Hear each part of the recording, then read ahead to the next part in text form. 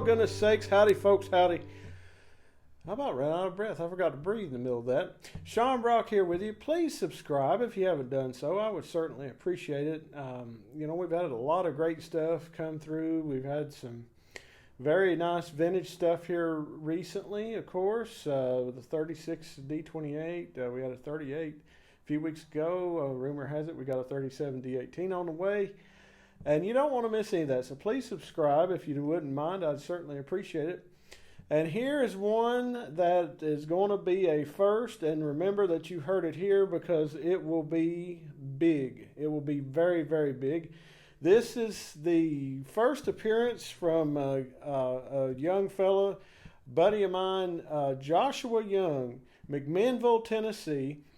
This is his first appearance on here, and it certainly won't be his last unless I die out by unforeseen circumstances. And this here is a guy that I've known for a few years and have encouraged him to get into building guitars. And he gathered a whole lot of experience before he started. And when he started, he was way ahead of the game. And I mean way, way ahead of the game. You listen to this guitar and you compare it to anything on here. This is a Padauk or Vermilion, whichever you want to call it. That's fine by me. D28 custom. And we'll talk a little bit more about the specs, but this is a huge sounding. I could not believe this guitar. I expected something good out of him, and he surpassed it. I'm speechless. I am completely... I just couldn't believe how great this guitar is, and we're going to listen to it. And if you like a 37 Martin authentic type vibe, or you know, anything like that, then this is right where you want to be. This is as mid 30s as anything I have played, and I think that a lot of people say they're making 30 style, but they're kind of different, and he is awfully in there on the tone and on the shape of his braces and everything. Listen to this thing.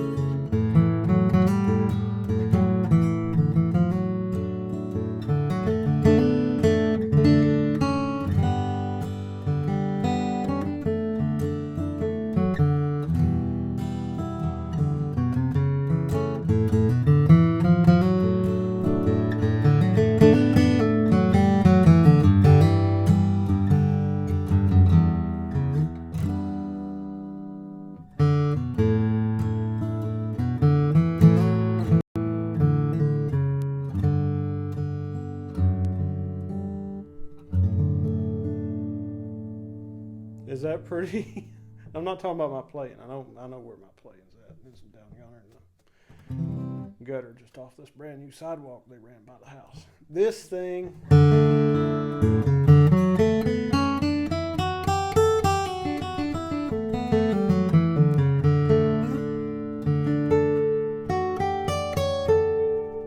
Notice the sweetness of the treble, but this, you know, this is a Padauk, is a rosewood type species. It's in the rosewood family, And some of you may think of Rosewood as having a little bit more glaring trebles, especially a brand new guitar.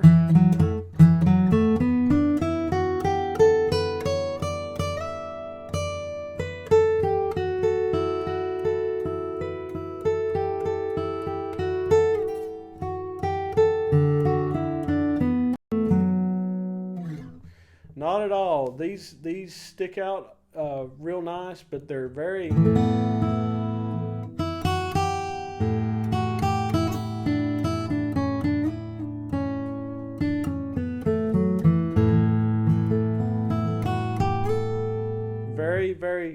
very sweet. Sweet, but with some clarity.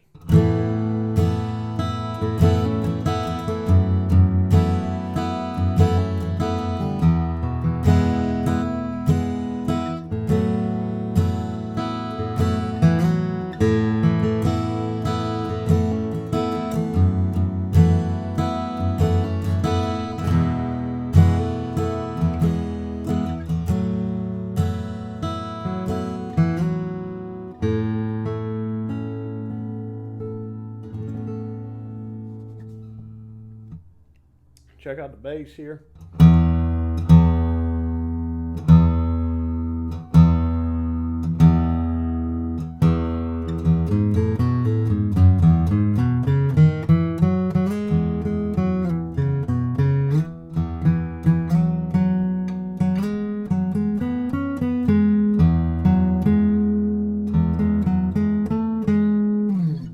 Got it.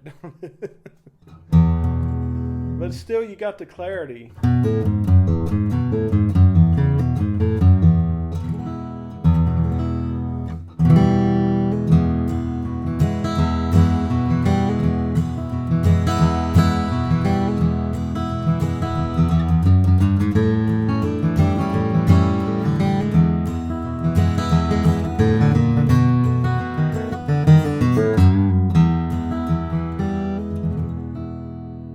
Lot of subtlety there. Brand new guitar. A lot of subtlety there. I can just almost completely cut those bottom strings off.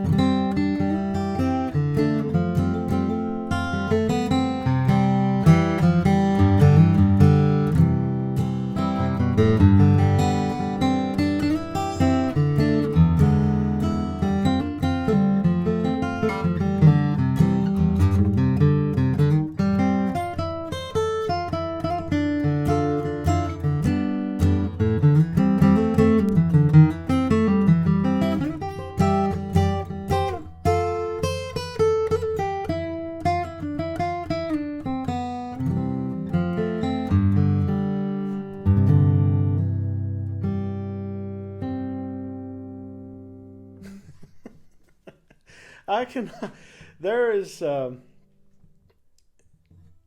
after I played it for a day, I picked it up on Monday. We're recording this on a Wednesday.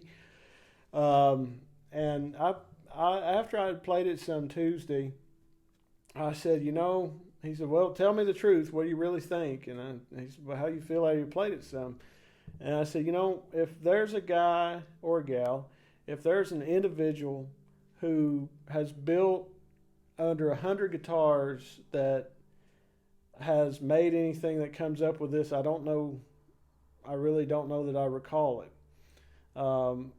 This ranks up there in sound with the best of the absolute best veteran and vintage guitars that I've played. And it's a lot. A guy's 21 years old, but he has absolutely lived this stuff. I mean, anything coming and going as far as pre-war Martin guitars, Wayne Henderson's, there's so many, Bob Altman, so many instruments he's owned and had experience with and been able to look at. You know, and I'm talking and this thing is ringing. Brand new guitar. Just a little bit of G here.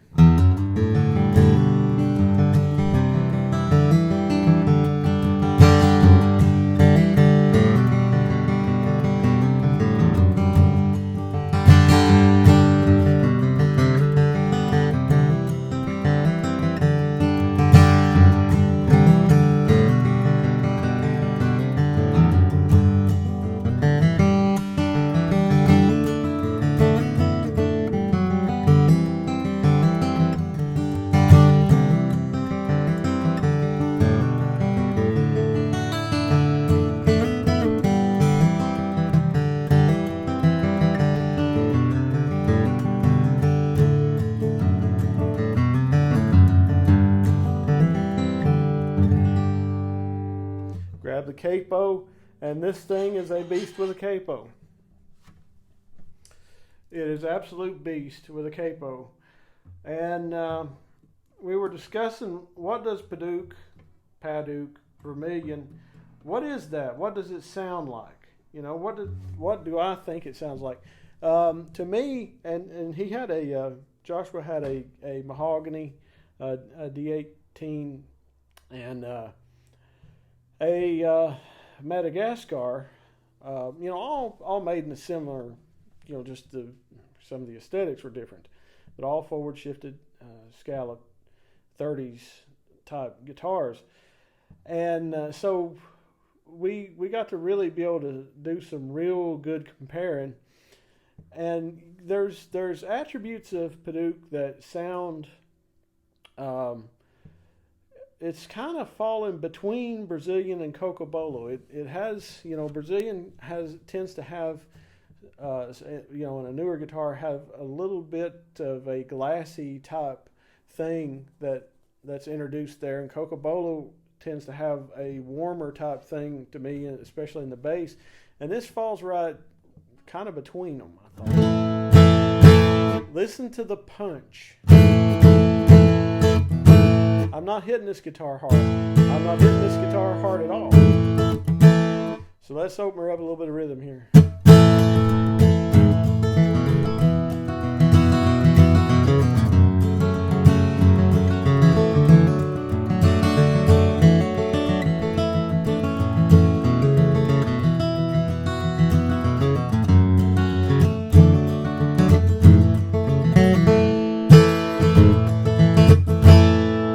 Punching machine, man. Vander Holyfield ain't got nothing on this thing.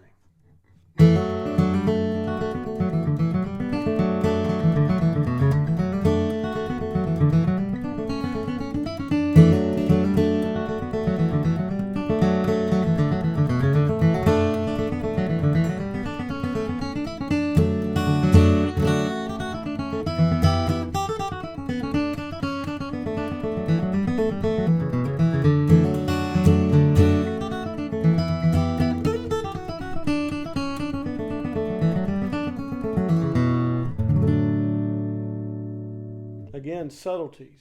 Vibrato on that B string. Comes right out of there.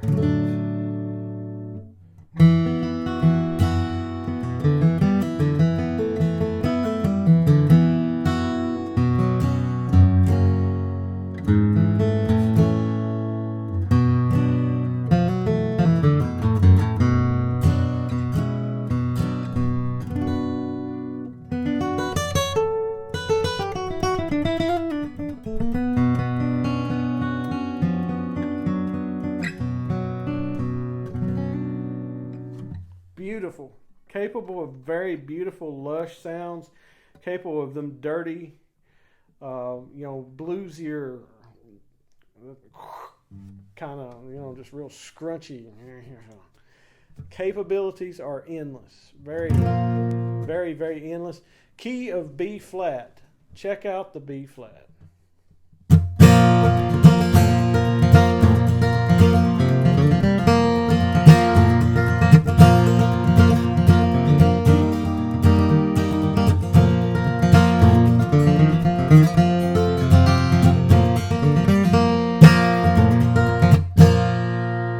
really good, really good.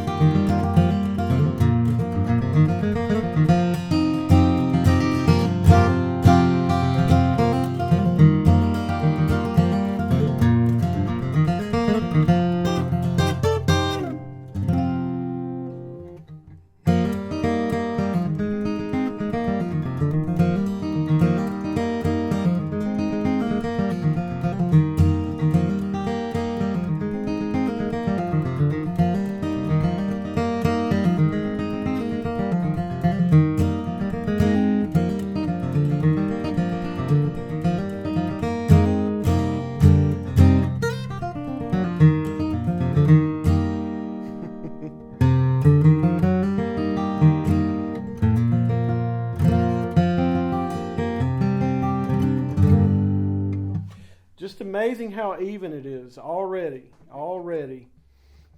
And this cat, he actually finished this guitar. I told him it's been over three, right at 3, a little over 3 years ago. I said, he kept talking about it. He said, man, I don't know. I kind of think about trying my hand at building guitars. And I said, listen, man, if you build one, I'll build me one. And so he built himself a D18, and he built himself an OM, and technically mine was the third one.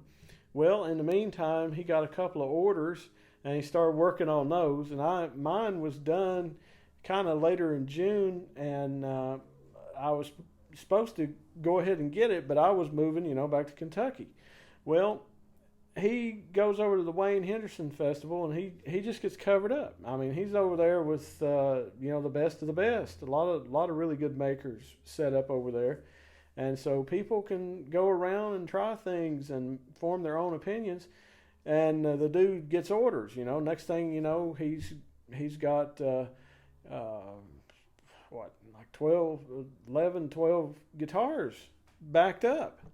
So it ain't just me talking. It's people that have taste and have been exposed to these things.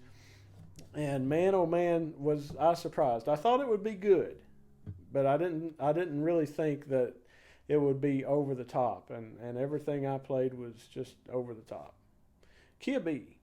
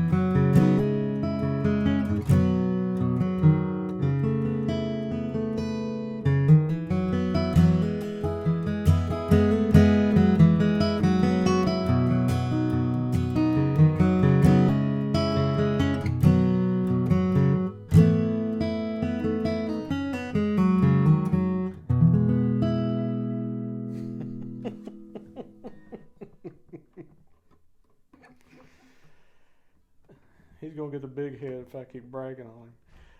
Listen to this. Just listen. Go back and listen to other videos, man. It's the same mics, same player, same pick. Bill Diedrich, your blue chip TAD 42, and this is our usual strings XS phosphor bronze. And I think I'm gonna try out some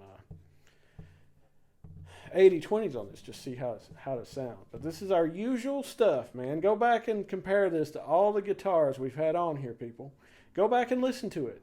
And we're playing the same old stuff. It's the same old equipment, same old ugly dude. You decide. You decide. 5th fret here, key of C.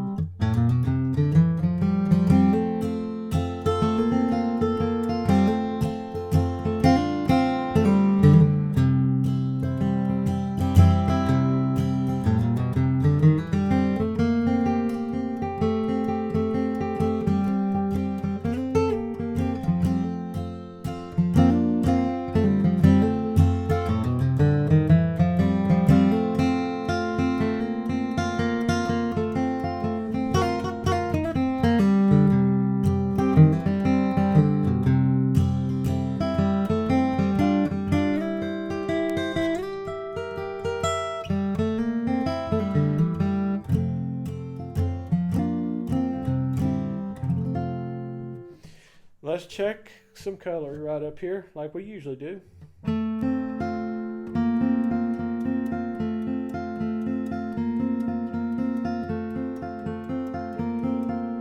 What about the difference from there to there, huh?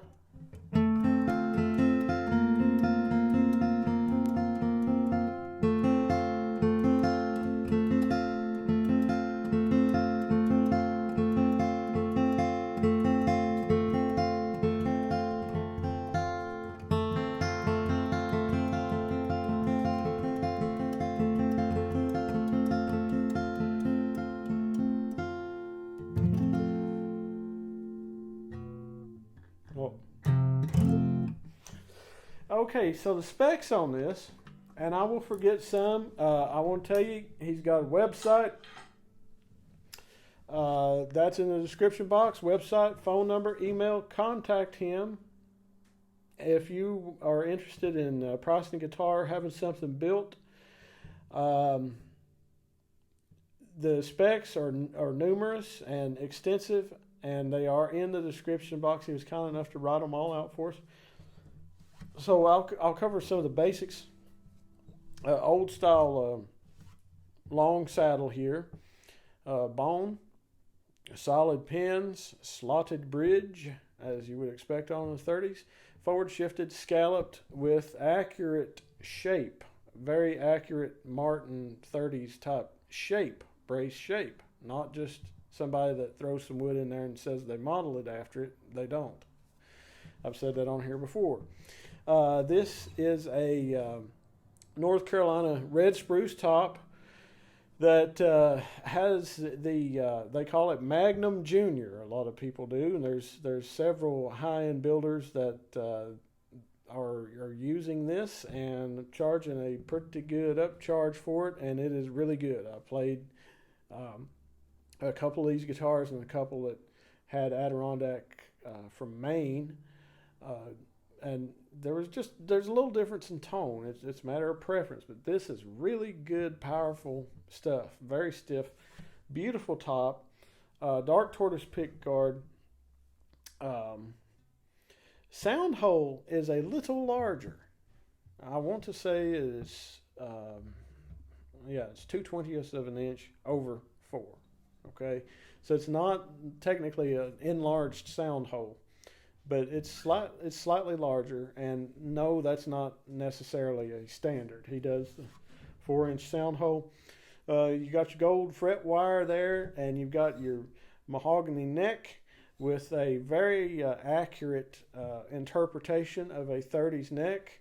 However, he is not limited to 30s necks. I saw a neck that he carved for a buddy, a mutual friend of ours who likes low ovals and smaller necks, and he had a very beautiful small neck, and a couple of different styles of a 30s inspired shape, depending on how much V you want or how much meat you want off of this top shoulder. Royal ebony bridge and fingerboard. Padauk. What about the head plate on this? That's good stuff, man. The head plate. Padauk,